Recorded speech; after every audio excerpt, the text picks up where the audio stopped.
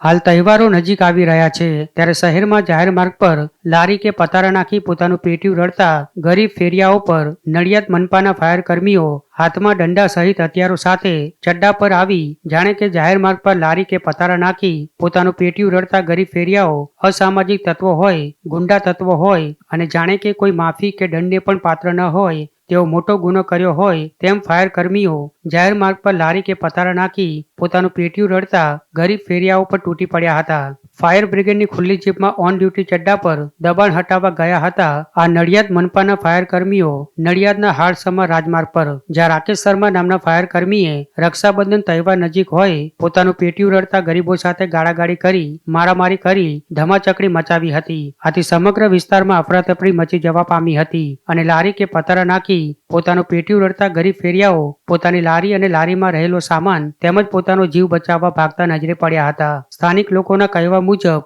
રાકેશ શર્મા નામનો ફાયર કર્મી દબાણ શાખામાં પરિવાર સાથે દબદબો ધરાવે છે અને ઘણા વિવાદોથી ઘેરાયેલો છે. ત્યારે સવાલ એ પણ છે કે દબાણ હટાવવાની કામગીરીની જવાબદારી દબાણ શાખાના અધિકારીઓની હોય છે તો પછી મનપાના ફાયર કર્મીઓને દબાણ હટાવવાની કામગીરીનો પટ્ટો કોણે આપ્યો?